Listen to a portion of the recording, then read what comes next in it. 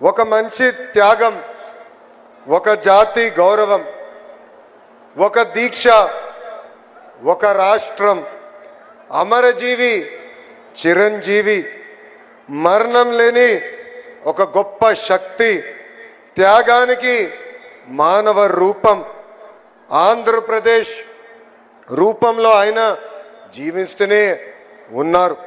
అమరజీవి పొట్టి శ్రీరాములు గారి 121 జయంతి రోజున 58 అడుగుల విగ్రహ రూపమే ఆయన జన్మిస్తం జరిగింది. ఆంధ్రప్రదేశ్ ఆత్మగౌరవం ఈ స్టాచ్యూ ఆఫ్ సాక్రిఫైస్.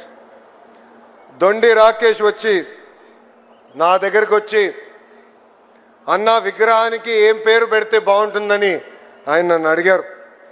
అప్పుడు నా మనసులో నేను ఆలోచించి, ఎవరి త్యాగమైతే తెలుగు జాతి శాశ్వతంగా గుర్తుపెట్టుకుంటారో ఆ త్యాగమూర్తియే పొట్టి శ్రీరాములు గారు, అందుకే స్టాచ్యూ ఆఫ్ సాక్రిఫైస్ పేరు పెట్టాలని నేను కోరటం జరిగింది.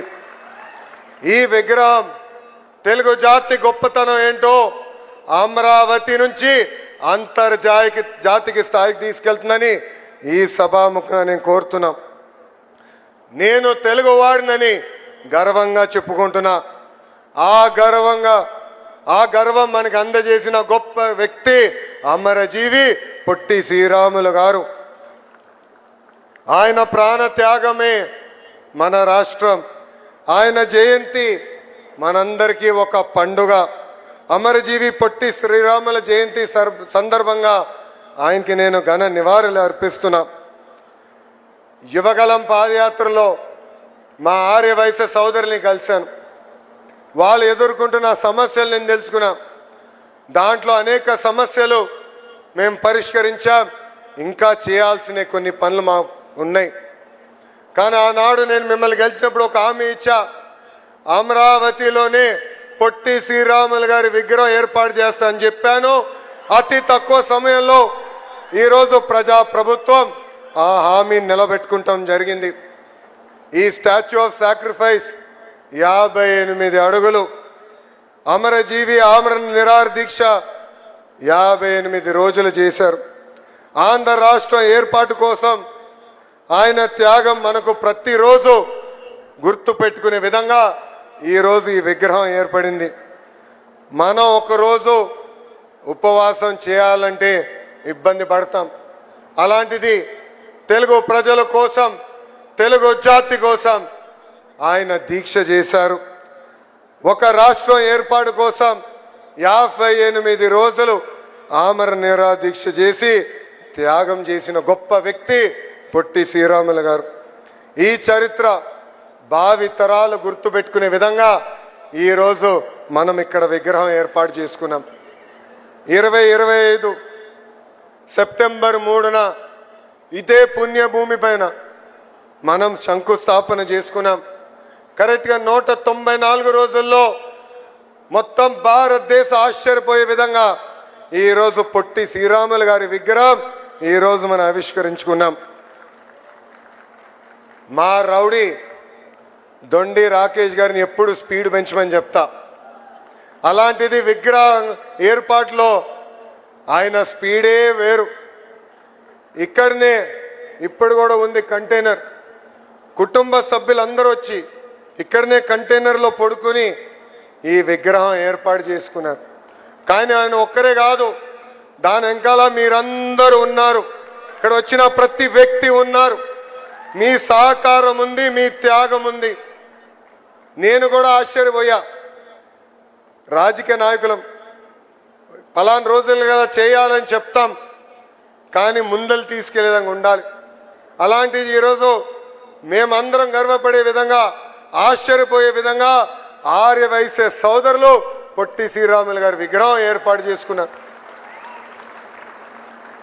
మంత్రులందరూ కలిసినప్పుడు చెప్పా, గౌరవ ముఖ్యమంత్రి గారు కూడా కేబినెట్ మీటింగ్లో చెప్పా, ఆర్యవైశ్య సోదరుల్ని మనం ఆదర్శంగా తీసుకోవాలి. రేపు ఎప్పుడైనా విగ్రహం ఏర్పాటు చేయాలంటే అందరం కలిసికట్టుగా ముందరికి రావాలి. అప్పుడే మనం ముందరికి నడవగలుగుతామని వాళ్ళకి చెప్తాం జరిగింది. స్వార్థం లేని పోరాటం చేసిన గొప్ప వ్యక్తి పొట్టి శ్రీరాములు గారు. రాజకీయాలు చేయలే, లేదంటే అధికారం కోసం ఆయన చేయలేదు. గాంధీ గారి సబర్మతి ఆశ్రమంలో ఆయన చేరారు. స్వాతంత్రం కోసం ఆయన పోరాడారు. ఏకంగా సత్యాగ్రహ ఉద్యమంలో కూడా ఆయనకి జైలుకి వెళ్ళారు. నెల్లూరులో దళితులకు ఆలయం ప్రవేశం కల్పించాలని ఆర్నిసలు పోరాడారు. సుమారుగా 5 దీక్షలు కూడా చేసిన గొప్ప వ్యక్తి పొట్టి శ్రీరాములు గారు. ఆంధ్రలో పడుతున్న ఇబ్బందులు ఆయన చూశారు. అందుకే ప్రత్యేక రాష్ట్రం కోసం మనందరం పోరాడాలి, లేదంటే మహాపాపం చేసిన వాళ్ళం అవుతామని ఆనాడు ఆయన ప్రకటించారు. కొందరి స్వార్థం కోసం ఆంధ్ర రాష్ట్రం రాకుండా చేస్తున్నారని ఆయన యుద్ధమే ప్రకటించారు. వస్తే ప్రత్యేక రాష్ట్రం, పోతే నా ప్రాణం అని ప్రకటించి ఆయన దీక్ష ప్రారంభించారు. ఆనాడే చెప్పారు, దీక్షకి ఎవరైనా స్థలం ఇవ్వకపోతే పర్వాలేదు, రోడ్డు పైన కూర్చుని నేను దీక్ష చేస్తా అన్నారు. ఆయన నిత్యం పోరాట యోధుడు. ఆయన్ను కూడా నేను స్ఫూర్తిగా తీసుకుని నా యువగలం పాదయాత్ర చేశా. ఆనాడు రాత్రి బస చేసానికి ఎవరైనా భూమి ఇస్తే ఆనాటి ప్రభుత్వం ఆ భూమి 22A పెడతానని బెదిరించారు. ఆనాడే చెప్పా, నేను రోడ్డు మీద పడుకునేదా కూడా సిద్ధంగా ఉన్నా, నమ్మకున్న దానికోసం నేను ముందరికి వెళ్తానని చెప్పా. మద్రాసులో బుల్సు సామూర్తి గారి ఇంట్లో 1952 అక్టోబర్ 19న ఆమర నిరాహార దీక్ష ప్రారంభించారు. దీక్ష ప్రారంభించే సమయానికి ఆయన బరువు 53.9 కేజీలు. 58 రోజుల్లో 38 కేజీలకి తగ్గిపోయారు. పొట్టి శ్రీరాములు గారు స్థానంలో ఎవరున్నా దీక్ష విరమించుకునేవారు. అలాంటిది 58 రోజుల పాటు దీక్ష చేసి ప్రాణ త్యాగం చేసిన గొప్ప వ్యక్తి పొట్టి శ్రీరాములు గారు. ఆంధ్ర రాష్ట్రం సాధించారు. అంతేకాదు ఢిల్లీని దడలాడించి భాష ప్రయుక్త రాష్ట్రాల ఏర్పాటు కోసం మొదటి అడుగు వేసిన గొప్ప వ్యక్తి పొట్టి శ్రీరాములు గారు. ఒక ఫేమస్ హిస్టోరియన్ రామచంద్ర గుహ పొట్టి శ్రీరాములు గారి గురించి ఒక ఆర్టికల్ రాశారు. ఆ ఆర్టికల్ నేను చదివాను. ఆయన ఆనాడు చెప్పాడు, దురదృష్టపు శాతం ఆంధ్ర రాష్ట్రం బయట పొట్టి శ్రీరాములు గారి గురించి చాలా మందికి తెలీదు. కానీ ఆయన ఇండియా హిస్టరీ కానీ జియోగ్రఫీ మీద పొట్టి శ్రీరాముల ప్రభావం చాలా ఉందని ఆయన ఆనాడు రాశారు. ఆయన దీక్ష తర్వాత భాష ప్రయుక్త రాష్ట్రాలు ఏర్పడినాయని ఆయన చెప్పారు. పొట్టి శ్రీరాములు గారిని ఇండియన్ మర్కటర్ అని ఆనాడు ఆయన పేరు కూడా ఇచ్చారు. మర్కటర్ అంటే 1569లో ప్రపంచ పట్టాన్ని తయారు చేసిన వ్యక్తి. అంత గొప్ప వ్యక్తి. మన పొట్టి శ్రీరాములు గారి విగ్రహం ఏర్పాటు చేసుకుంటాం, మనందరి అదృష్టమని ఈ సభాముఖం మీ అందరికి నేను తెలియజేస్తున్నా. మిమ్మల్ని ఎప్పుడు కలిసినా నాకు గుర్తొచ్చే వ్యక్తి రోసే తాత గారు. ఆయన రాజకీయాల్లోనే ఒక స్టేట్స్మెన్. అలాంటి గొప్ప వ్యక్తుల్ని చూసి పెరిగిన వాడిని నేను. నాకు ఇప్పుడు కూడా బాగా గుర్తు, ఒక పక్కన చంద్రబాబు నాయుడు గారు, ఇంకో పక్కన రాజశేఖర్ రెడ్డి గారు హోరాహోరీగా చర్చించేవారు.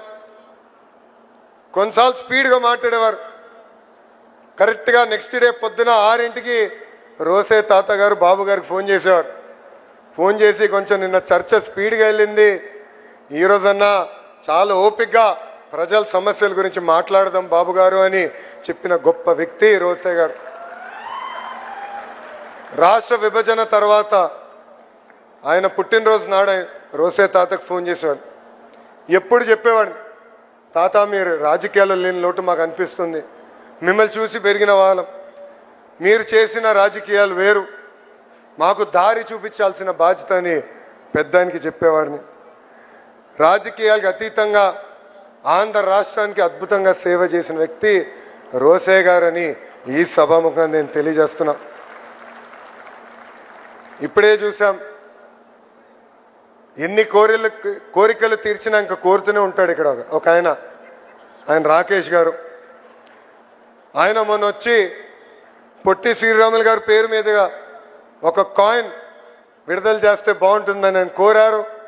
అది నేను కేంద్ర మంత్రితో ప్రభుత్వంతో సంప్రదింపులు చేస్తున్నా, త్వరలోనే అది కూడా చేస్తామని ఈ సభాముఖం ఆర్యవైశ్య సోదరులకి హామీ ఇస్తూ, యువగలంలో నేను హామీ ఇచ్చిన ఆ హామీని నిలబెట్టిన మా బీసీ సంక్షేమ శాఖ మార్చులు సవిత గారికి, మా రౌడీ రాకేష్ గారికి 10 రూపాయల దగ్గర నుంచి ₹1 కోటి వరకు విరాళాలు అందించిన తెలుగు ప్రజలకి, మా సిఆర్డి అధికారులకి, ఆర్యవైశ్య సోదరుల పెద్దలకి, ప్రత్యేకంగా అమరజీవి పొట్టి శ్రీరాముల కుటుంబ సభ్యులకి నా హృదయపూర్వక అభినందనలు తెలుపుకుంటూ, రాబోయే 12 నెలల్లో స్మృతి వనం, photo gallery, museum, mini theatre, auditorium, skill development centre యుద్ధ ప్రాతిపదికంగా దొండి రాకేష్ గారిని పూర్తి చేయాలని